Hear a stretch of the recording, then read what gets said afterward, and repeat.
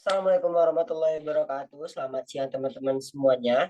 Baik, langsung aja kami dari kelompok 6 akan mempresentasikan sebuah judulnya itu metode istinbat secara bahasa, perintah dan larangan umum dan khusus.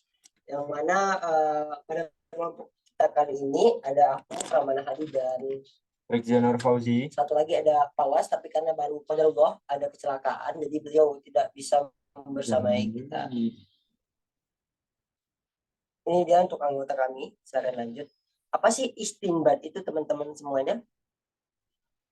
Untuk istinbat sendiri berarti menemukan ataupun menciptakan. Terminologinya hukum ataupun penetapan hukum yang ditempuh oleh mujtahid melalui ijtihad.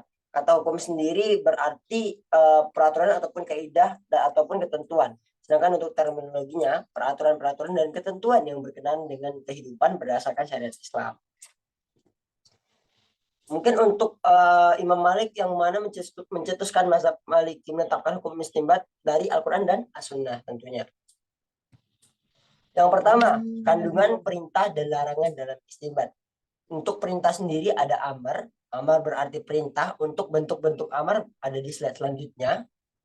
Perintah tegas dengan menggunakan kata amaro dan yang seakar. Kedua, perintah dalam bentuk pemberitaan bahwa perbuatan itu diwajibkan atas seseorang dengan memakai kata kutiba.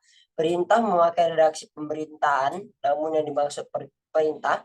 Kemudian ada perintah dengan memakai kata kerja perintah secara langsung. Perintah dengan memakai kata kerja mudhari yang disertai oleh lam amar.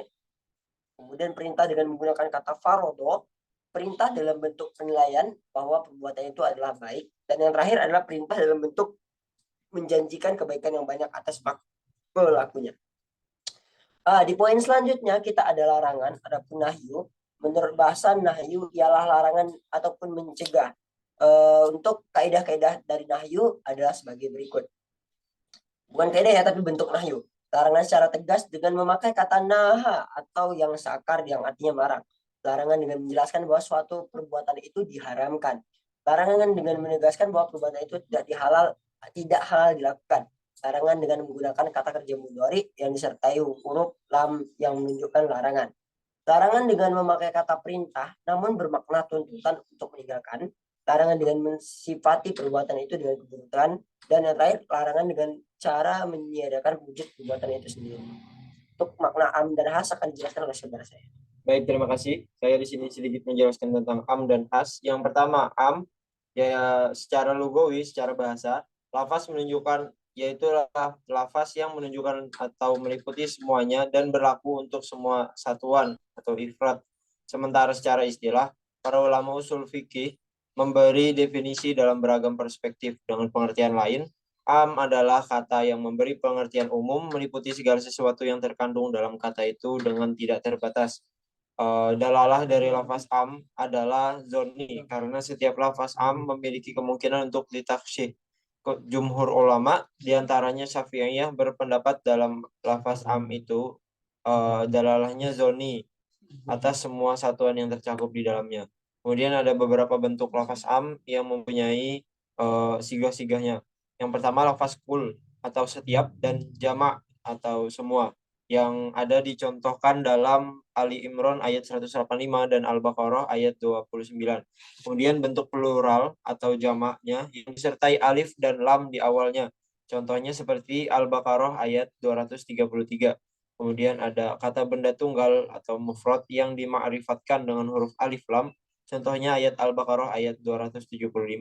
Lafaz asma al-mausul contohnya dalam ayat An-Nisa 10. Lafaz asma al-syart atau isim-isim isyarat kata benda untuk mensyaratkan. Am nakirah dalam susunan kalimat nafi. Kemudian ada khas yaitu lafaz yang menunjukkan arti tertentu dan tidak meliputi arti umum.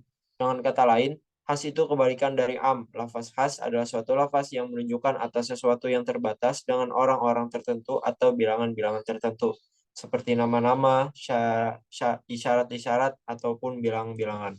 Kemudian ada beberapa bentuk lafaz khas. Yang pertama, bila lafaz khas lahir dalam bentuk nas syara' atau teks hukum, ia menunjukkan arti yang khas secara goti al-dilalah atau penunjukan yang pasti dan meyakinkan yang secara hakiki ditentukan untuk itu.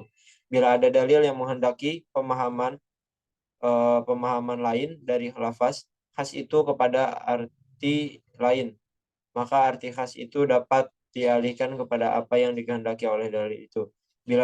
Kemudian bila dalam suatu khusus hukumnya bersifat am dan ditemukan pula hukum yang khusus dalam kasus lain, maka lafaz khas itu membatasi pemberlakuan hukum am tersebut.